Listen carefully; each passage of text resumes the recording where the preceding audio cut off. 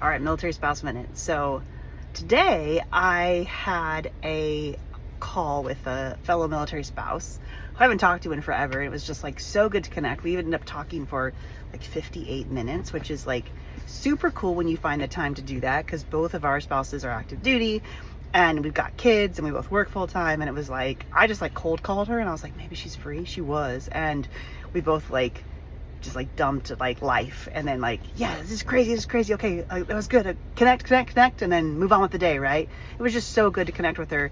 And it reminded me of, well, actually where I met her was one of our last duty stations. Our entire street was super connected, and part of that was because of COVID and we couldn't go anywhere and the base was locked down. The military police would drive around and make sure we weren't in each other's yards. It was so funny.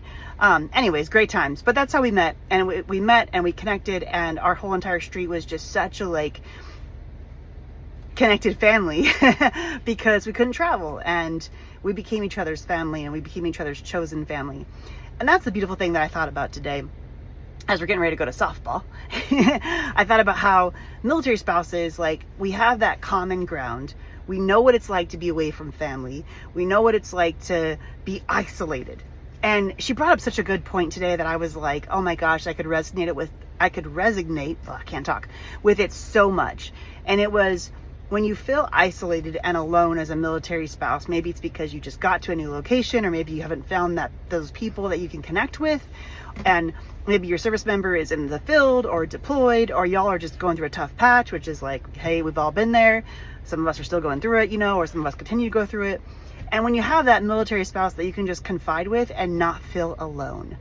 And that's really the beautiful thing that I want to spread for military spouses, is that even if you're the only person on that base, that you feel isolated, that and you're not the only person on the base, but you can't connect with anybody else, or maybe your service member has been stationed somewhere where there's not a military base and you're feeling super isolated, and the families at the softball team, they're not military and they don't understand your life. You're not alone. You can reach out. You can be part of a community, even if it's virtual, and you can pick up the phone, call a previous military spouse friend and be like, hey, I really need to connect. Don't go down and you're in the hole. I totally get that.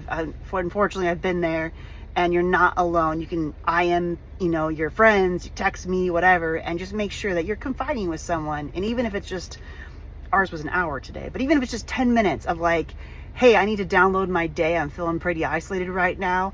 I need someone to listen who understands and who gets what this crazy life is that we've chosen to live. So there it is for the week, Military Spouse Minute.